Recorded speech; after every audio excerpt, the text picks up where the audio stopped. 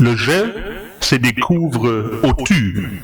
Et avec cette manière à parler, l'Arbabi suit déjà les pistes de cette philosophie qu'on a nommée le personnalisme dialogique et qui est liée aux auteurs comme Martin Buber, Franz Rosenzweig.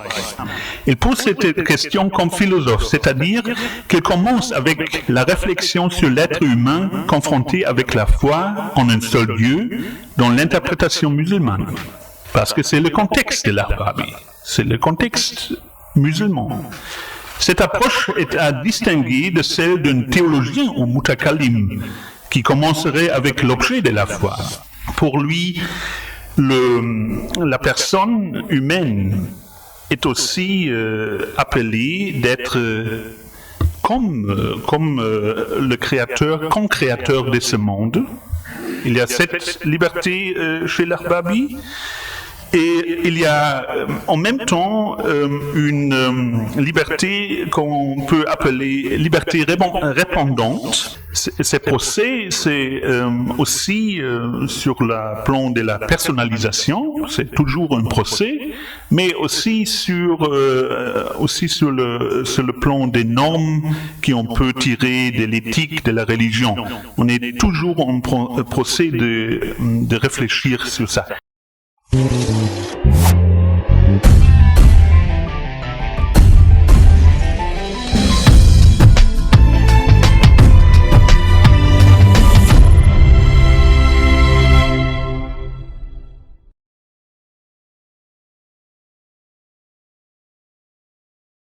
مرحبا مجددا. تنطلق إذن الجلسة العلمية الثالثة لهذا اليوم الأول تحت عنوان مشروع محمد عزيز الحبابي في الحريات والتحرر. وسيحدثنا أولا الأستاذ كينر ماركوس، وهو أستاذ اشتغل على مؤلفات الفيلسوف المغربي وله ترجمة حديثة لبعض كتبه كذلك. حاصل على الدكتوراه في الفلسفة والثيولوجيا من ألمانيا. عنوان مداخلته Le double dialogue du personnalisme musulman entre chrétiens et musulmans, entre théologiens et philosophes. سيحدثنا إذن الأستاذ كينر ماركوس عن هذا الحوار المضاعف حول الشخصنية الإسلامية بين المسيحيين والمسلمين، بين علماء اللاهوت أو الثيولوجيون والفلاسفة. وسيتحدث كذلك عن محاورة الحبابي للغرب المسيحي في هذين المستويين، وسيطور أدلته وجدله وفق دعاوي الثيولوجيا الإسلامية. إذن له الكلمة. Merci Madame la Présidente. Et je vous remercie tous ensemble d'être venus. Et pour ces colloques, je veux remercier particulièrement Monsieur Youssef Benadi et Monsieur Moulay Ahmad Saber et toute leur équipe pour l'organisation de ces beaux colloques. Et je me réjouis de revoir après 10 ans le professeur Mohamed Wakidi. Et en 2005, il m'a introduit dans la philosophie de Mohamed Aziz l'Arbabi. Il a être si reconnaissant envers moi. Il a donné des livres à moi et j'ai beaucoup appris par lui sur notre philosophe de Temara. Oui, je veux aborder maintenant une question qui est pour moi un peu la somme de la philosophie de Mohamed Aziz l'Arbabi pour mes recherches, et c'est vraiment le concept du dialogue dans la philosophie de Mohamed Aziz l'Arbabi. Et peut-être je veux commencer avec une remarque sur le mot de dialogue, ça se trouve pas dans son livre des lettres à la personne, mais on trouve dans ce livre vraiment une réflexion sur la communication. Et c'est déjà une trace pour comprendre la philosophie de Mohamed Aziz Lerbabi, parce qu'il commence avec une notion de personne qui est déjà dans un champ intersubjectif. C'est pas un cogito cartésien, mais il prend de la philosophie française vraiment ces auteurs qui ont mis en avant l'intersubjectivité. Et je veux un peu commencer avec ça, et après je veux, dans un deuxième temps, je veux parler sur la relation entre la philosophie et la théologie chez Lerbabi. Ils sont les deux temps que je veux proposer. Et je commence maintenant avec la constitution de la personne chez lui. Et la démarche larbabienne pour décrire la constitution de la personne humaine est profondément marquée par la découverte des horizons et interhorizons intersubjectifs dans lesquels se déroule déjà l'affranchissement de l'être dans un monde de personnes. Le je se découvre au tu. Et avec cette manière à parler, Lerbabi suit déjà les pistes de cette philosophie qu'on a nommée le personnalisme dialogique et qui est liée aux auteurs comme Martin Buber, Franz Rosenzweig, Ferdinand Ibner et Eugen Rosenstock-Huessy. En même temps, il utilise aussi les analyses de Gabriel Marcel et de Maurice Nédoncel, qui va dans la même direction comme les philosophes de langue allemande. Dans ce sens-là, la philosophie du penseur marocain est très imprégnée par la pensée dialogique. Mais au-delà de ces affinités aux philosophies dialogales, on peut découvrir dans ces textes des passages qui invitent explicitement au dialogue, et particulièrement sur une notion clé de la conception larbabienne du dialogue. Il s'agit du concept de la personne, qui n'est pas réservé au christianisme ou à l'Occident. La personne, en arabe shakhs, selon lui, chaque religion et chaque philosophie contribuent à la formulation de la dignité de la personne humaine et à la défense de cette dignité. Le concept de la personne devient à la fois une présupposition nécessaire du dialogue, mais aussi un de ses contenus du premier rang. Cette philosophie, au début saisie comme une critique de la civilisation occidentale par son inspirateur Emmanuel Mounier, dans son livre « Refaire la Renaissance », c'est une autocritique occidentale de la conception de la personne, et à mesure des autres champs où on peut appliquer la critique et l'engagement, Emmanuel Mounier a dégagé au fur et à mesure des autres champs où on peut appliquer la critique et l'engagement personnaliste. Les personnalistes français ont été très conscients de la question coloniale, et on peut soupçonner dans le fait que Lerbabi a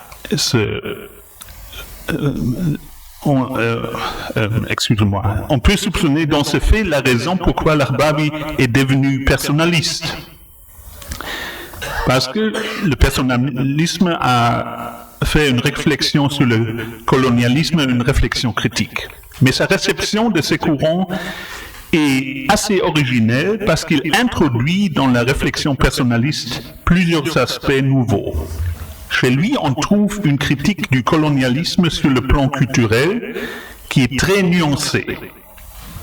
Par exemple, sa critique des penseurs comme Ernest Renan ou Hamilton Gibb ne s'entend pas comme un refus général de l'époque coloniale avec son échange culturel et ses échanges ses chances pour le développement des pays colonisés, sa critique porte sur l'essentialisme culturel que prend ses auteurs.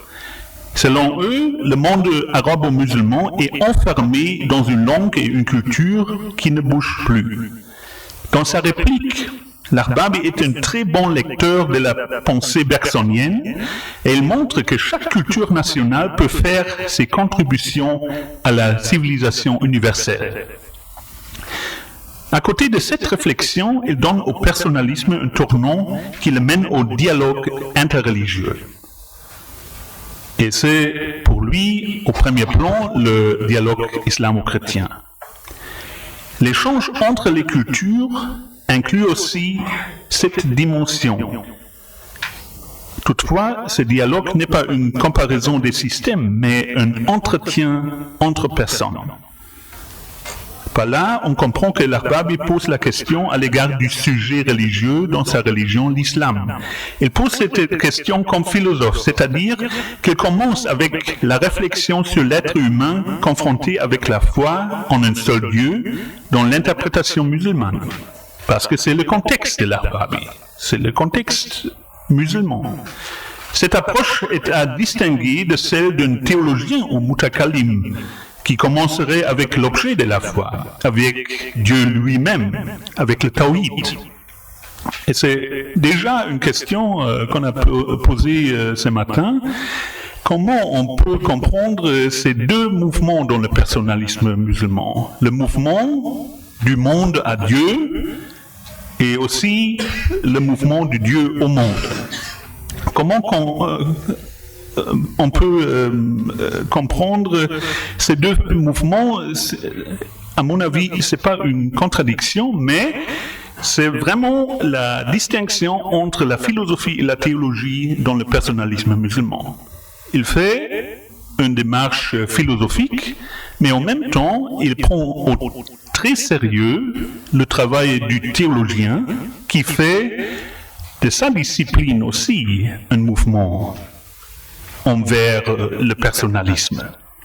Mais c'est plutôt une comparaison entre un travail d'un penseur qui ouvre sa pensée à partir de l'expérience philosophique ou d'ouvre sa réflexion à partir d'une expérience religieuse. Et ces deux mouvements culminent dans le personnalisme musulman. Mais, à mon avis, l'Arbabi reste philosophe dans cette réflexion, parce que la personne, comme concept philosophique, reste philosophique. Il ne devient pas théologique. Et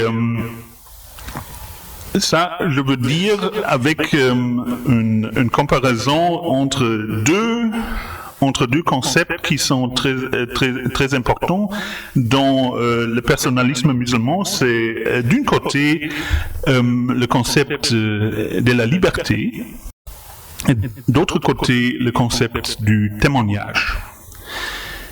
Pour l'Arbabi, la liberté est une condition incontournable pour le témoignage. Sans liberté, on ne peut pas témoigner. Et c'est-à-dire, si le témoignage d'un être humain pour le Dieu unique doit avoir un sens, cet être humain doit être libre. Et cette relation entre liberté et témoignage est, à mon avis, la solution pour ces deux mouvements philosophiques et théologiques qui se retrouvent dans le personnalisme musulman.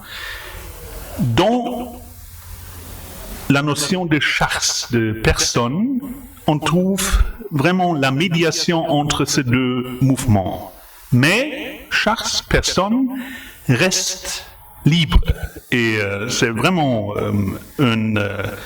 un livre courageux qui prône que la personne humaine doit prendre dans chaque état conscient une décision envers la foi, envers la religion. Si l'ijtihad, le raisonnement religieux, m'amène à la découverte que, oui, je ne suis pas sûr de Dieu, cet ijtihad est aussi la raison pour prendre ces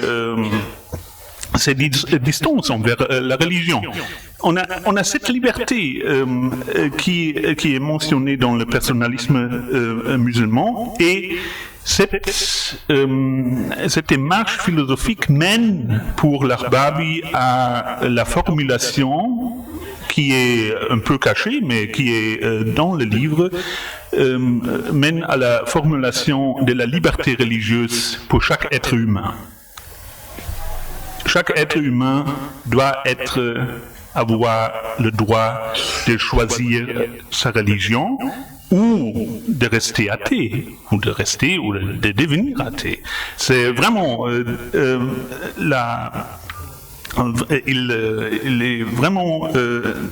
il découvre vraiment l'importance de la liberté religieuse pour la conception de la personne.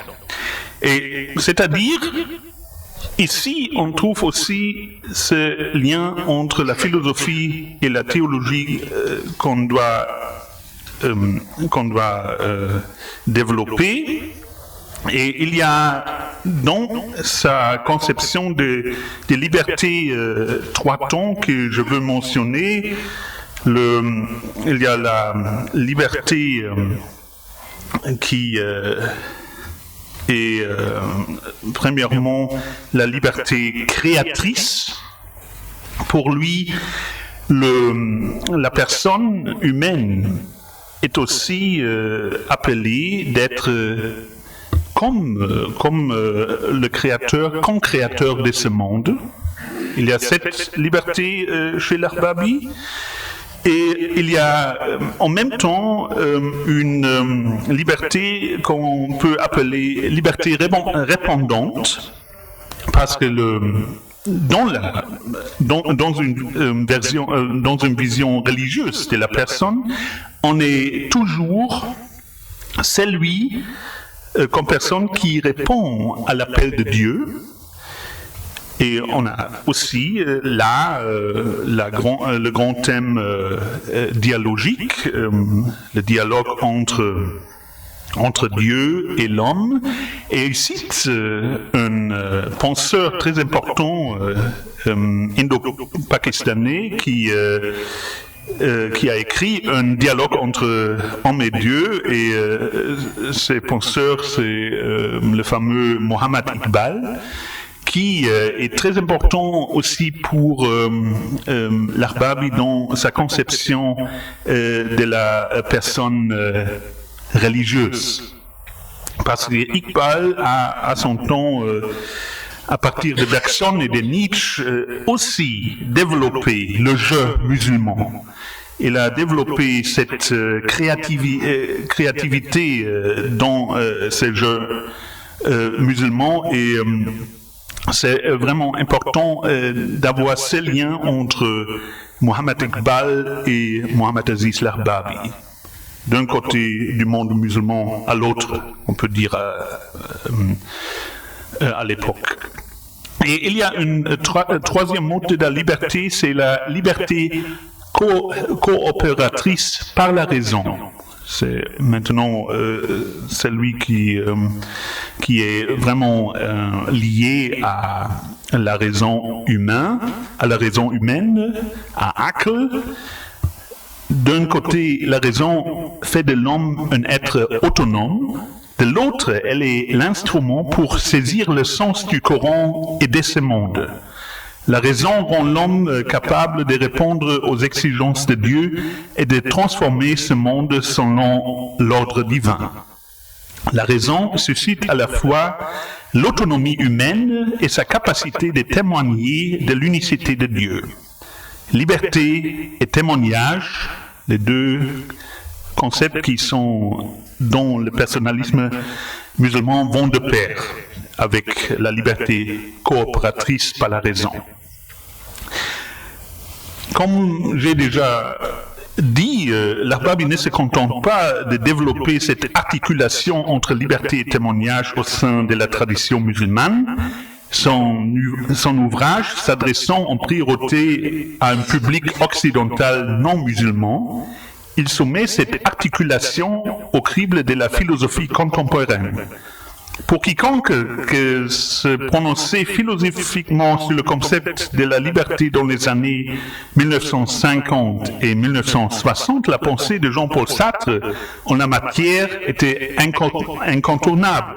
Contre la conception sartrienne, l'Arbabi estime que la liberté est toujours une affaire intersubjective et donc en réponse à l'autre. L'autre n'est pas celui qui m'objectif, qui me fait un objet et me prive de ma liberté, mais celui qui permet la communication et par là l'obtention d'une identité personnelle. On retrouve cette pensée aussi dans le livre Le personnalisme musulman. La réponse du croyant à l'appel de Dieu n'est pas abandon, mais fondement de la liberté humaine. La réponse constitue l'identité de celui qui répond, selon l'Arbabi qui souligne la liberté de choisir quoi répondre. La réponse positive renvoie au témoignage, à la shahada, à l'acceptation de la responsabilité offerte par Dieu. Quand l'Arbabi insiste sur l'importance de l'autre dans la constitution du sujet et sur la personne comme témoin, il se réfère explicitement à la philosophie aussi d'un autre philosophe très important, la philosophie de l'altérité d'Emmanuel Levinas, à l'époque encore à l'état naissant dans les années 60, mais en pleine évolution. L'Arbabi rejoint Levinas sur ce point fondamental. La liberté n'est pas absolue. Elle répond à une provocation, à un contexte, à une autre personne. Par là, ma personne est déjà engagée. Cependant, les conséquences que les philosophes juifs et les philosophes musulmans tirent de leurs analyses sont différentes. Selon Levinas, le témoin devient l'otage de l'autre. Ce que l'Arbabi ne peut accepter, fût-ce pour le témoin en termes religieux. Malgré cette différence, il faut souligner que tous les deux visent une éthique personnaliste où la présence de l'autre est constitutive. Et à la base de cette éthique se trouve le lien entre liberté et témoignage. On voit donc comment cet ouvrage, le personnalisme musulman, se situe dans les débats philosophiques de l'époque. La liberté n'est pas absolue et autosuffisante, mais elle se nourrit d'une dignité qui vient d'au-delà des limites de la personne humaine, de l'autre ou de tout autre de Dieu. Sur la dignité de la personne, précisément, le texte suit le chemin tracé par le vocabulaire coranique. Cette analyse met en lumière une dignité comme don gratuit de Dieu qui n'a donc pas à être méritée. Bien sûr, il y a des responsabilités et des devoirs, mais on ne peut pas réduire la dignité humaine à leur accomplissement. Et je fais maintenant un peu une retour à des lettres à la personne. Normalement, ceux qui ont lu ces livres, ils ont vu le but de la personnalisation. C'est pas la personne chez l'Arbabi. Le but, la visée, c'est l'homme. C'est un titre d'honneur, c'est un titre noble et dans un sens pas biologique, mais on peut dire éthique. C'est vraiment la perfection de la personne humaine, c'est l'homme. Mais à mon avis, dans mon interprétation de l'Arbabi, il fait déjà là une distinction entre la personne et l'homme, parce que pour lui, l'homme, insan, est déjà une notion théologique.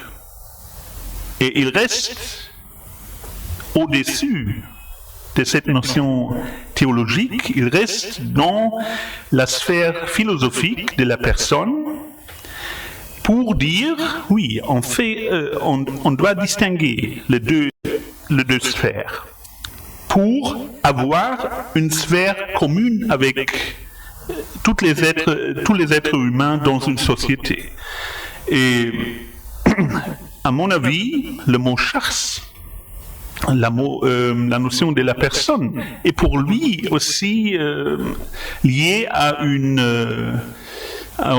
ouverture politique. Pour lui, le mot, la personne est celle qui est le citoyen.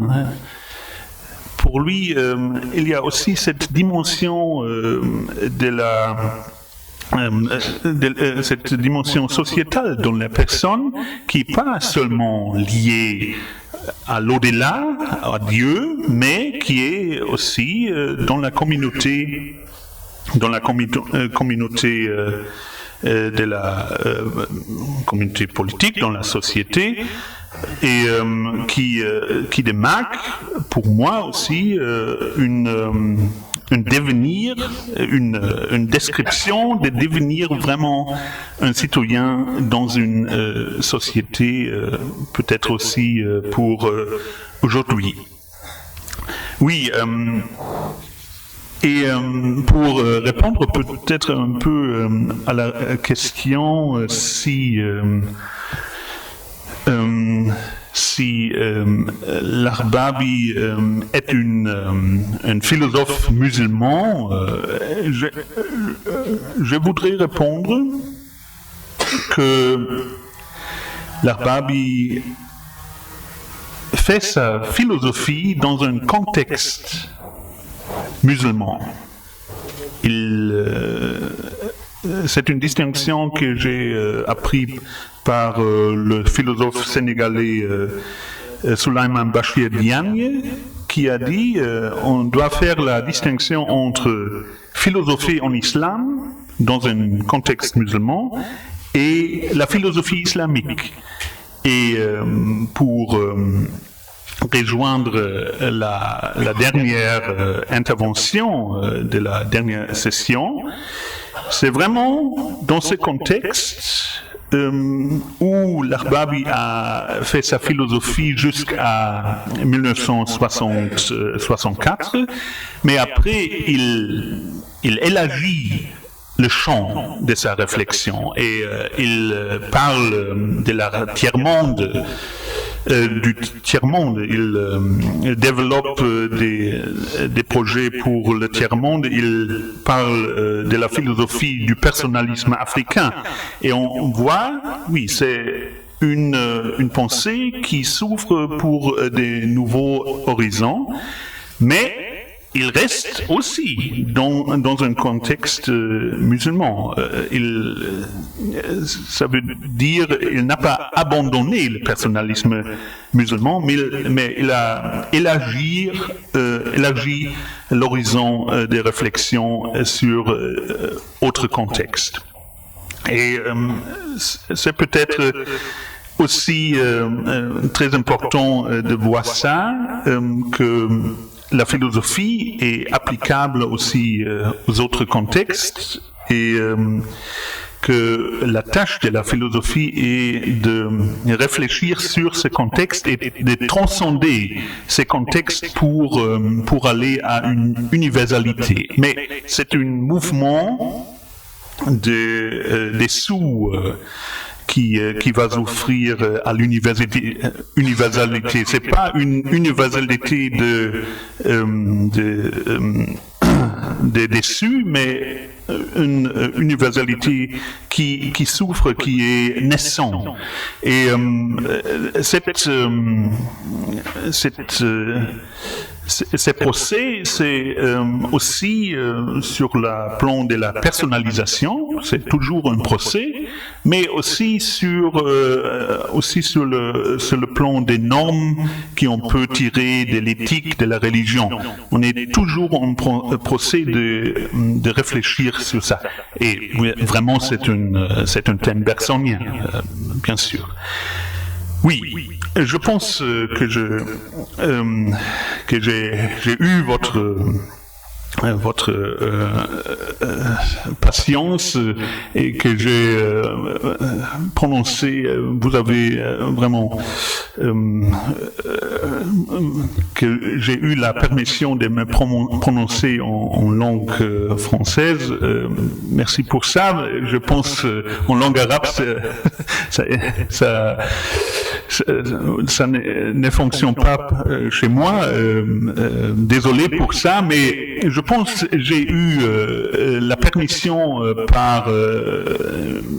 j'aurais eu la permission par l'Arbabi lui-même parce que il a pensé et écrit dans les deux langues. Il a écrit en français et en arabe.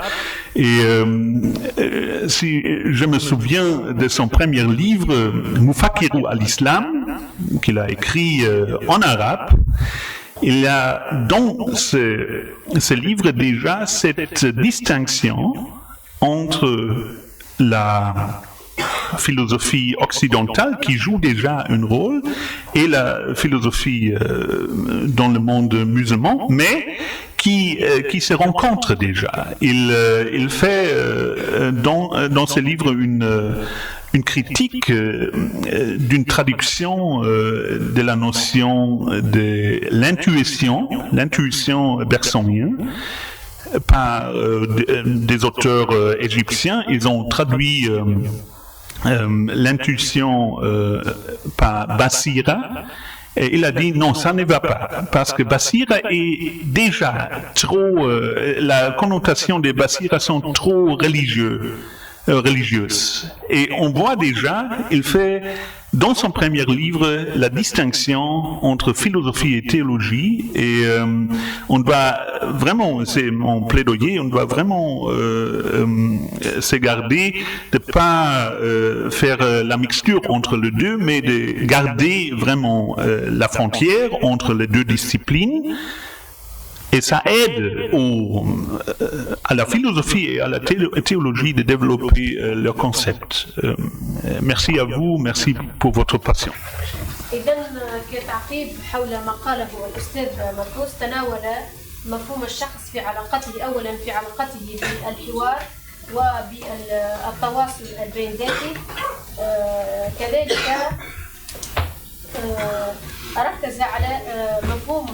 ركز على مفهوم الحوار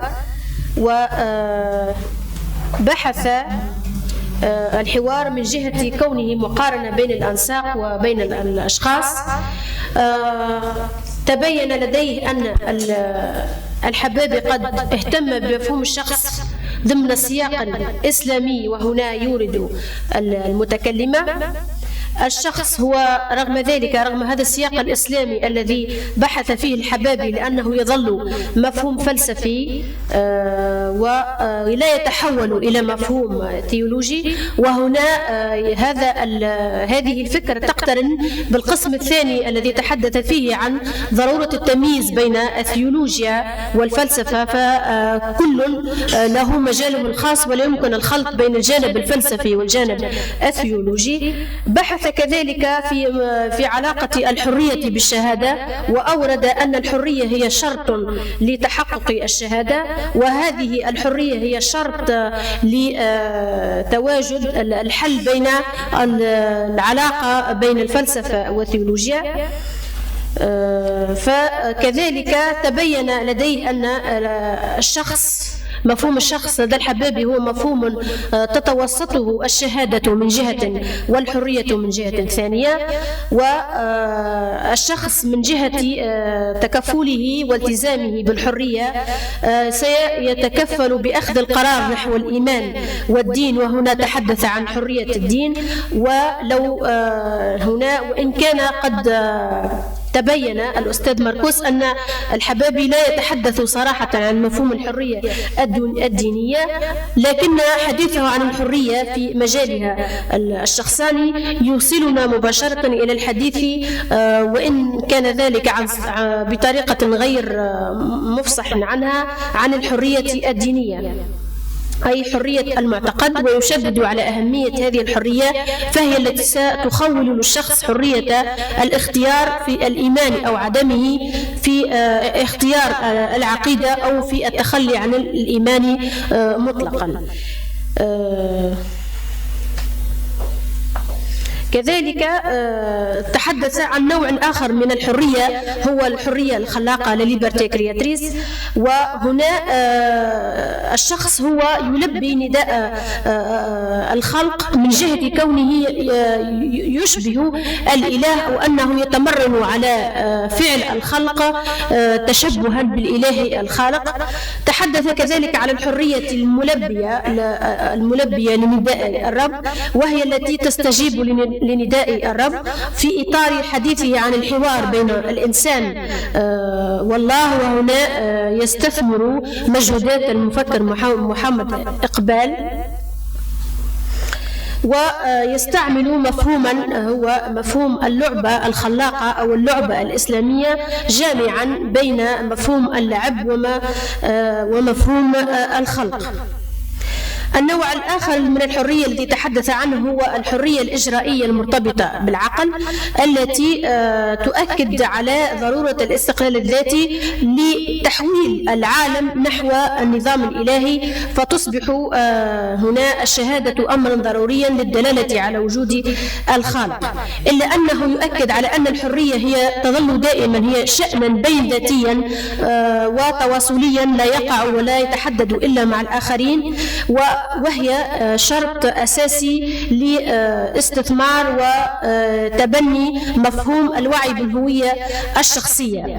وفي هذا المجال يشدد على أهمية الآخر في تكون الذات، ويؤكد على وجود ضرب من التحاور والالتقاء بين فلسفة ليفيناس وفلسفة الحبابي، في حين أنه يؤكد على أن هذه النقطة نقطة التقاء بين ليفيناس والحبابي ليست مطلقة، لأن ليفيناس يؤكد أن الشهادة هي مهمة الآخر، في حين أن الحبابي لا يوافق هذه الفكرة.